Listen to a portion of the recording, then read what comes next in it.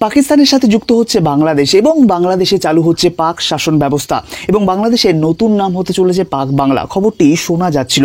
এরপরেই অন্তর্বর্তী সরকার যে স্টেপ নিল 16ই মার্চ, তারা যে তথ্য জানালো রোববার, সেই তথ্যটি কিন্তু এই বিষয়টির দিকেই ইঙ্গিত করে।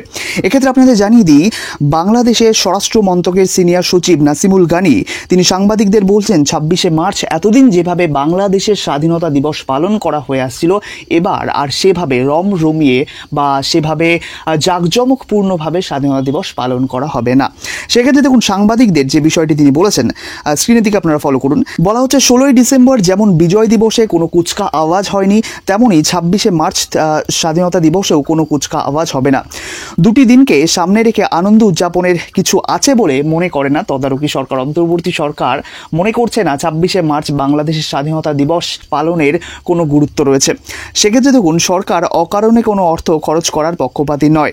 এই তথ্যটি কিন্তু স্বরাষ্ট্র সচিব জানিয়ে দিয়ে স্বরাষ্ট্র সচিবের দপ্তর থেকে জানানো হয়েছে। অর্থাৎ অকারণে অর্থ ব্যয়, স্বাধীনতা দিবস পালন করা বা এই দিনটিকে উদযাপন করা 26শে মার্চ বাংলাদেশে, এটা অকারণে অর্থ ব্যয় বলে অন্তর্বর্তী সরকার মনে করছে। এক্ষেত্রে হেলিকপ্টারে চড়া অকারণে অর্থ ব্যয় নয়, রেড গালিচায় চেপে খাল উদ্বোধন করা অকারণে অর্থ ব্যয় নয়, নিজেদের সরকারি সুবিধা নিয়ে নিজেদের দলের প্রচার করা সেটাও অকারণে অর্থ ব্যয় নয়, বরং স্বাধীনতা দিবস পালন করা, 26শে মার্চ উদযাপন করা এবং কুচকা আওয়াজ ইত্যাদি করা, এগুলো অকারণে অর্থ ব্যয় বলে মনে করছে অন্তর্বর্তী সরকার।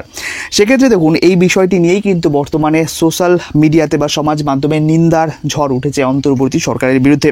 এক্ষেত্রে আপনাদের জানিয়ে দিই, এই 26শে মার্চের গুরুত্বটি বাংলাদেশের ইতিহাসে 1971 সালের 25শে মার্চ মধ্যরাতে তৎকালীন যে পূর্ব পাকিস্তান অর্থাৎ আধুনা যে বাংলাদেশ, এখনকার যে বাংলাদেশ, তাদের যে মুক্তিকামী বাঙালি, এই মুক্তিকামী বাঙালিদের নিধনের যে যজ্ঞ, সেই নিধনের যজ্ঞে একদম উঠে পড়ে লেগেছিলেন পাক বাহিনীরা।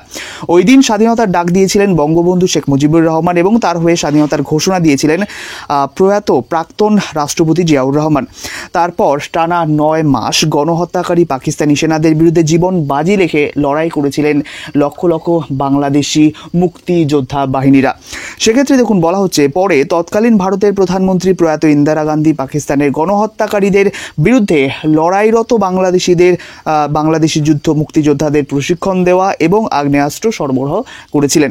30 লক্ষ শহীদের প্রাণ, আরও কয়েক লক্ষ নারীর ইজ্জতের বিনিময়ে অর্জিত হয়েছিল কাঙ্ক্ষিত স্বাধীনতা। দেশের স্বাধীনতার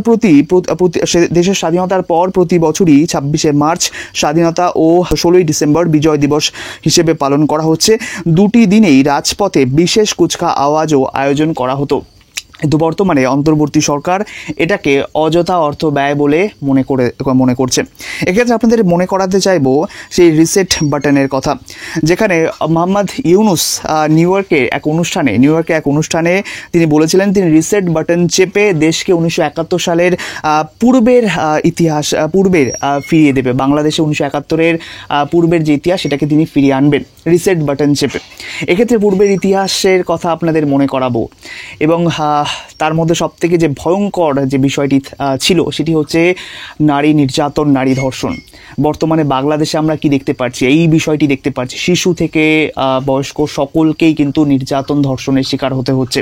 প্রতিদিন এই ধরনের খবর সামনে আসছে। এক্ষেত্রে বিশেষজ্ঞরা বলছেন, মোহাম্মদ ইউনুস তাহলে রিসেট বাটন চেপে দিয়েছেন, 1971-এর পূর্বের ইতিহাস ফেরানোর চেষ্টা করছেন, যার পরিপ্রেক্ষিতে কিছু বিষয় আমরা বর্তমানে দেখতে পাচ্ছি। অন্তর্বর্তী সরকার আমলে একের পর এক ধর্ষণ চলছে এবং এই নিয়ে অন্তর্বর্তী সরকার একেবারেই চুপ, কোনো রকম স্টেপ নিতে পারছে না। এরই সাথে 26শে মার্চ এই দিনটি, বাংলাদেশের স্বাধীনতার এই দিনটিকে যথাযোগ্য মর্যাদা দিয়ে পালন করার বিষয়টি অন্তর্বর্তী সরকার মনে করছে না, যেটা কিন্তু জাতির জন্য একটা কলঙ্ক এবং অবশ্যই বাংলাদেশের স্বাধীনতার জন্য একটা বড় হুঙ্কার, যেখানে পুনরায় চাইছে অন্তর্বর্তী সরকার পাক শাসনকে রিস্টোর করা।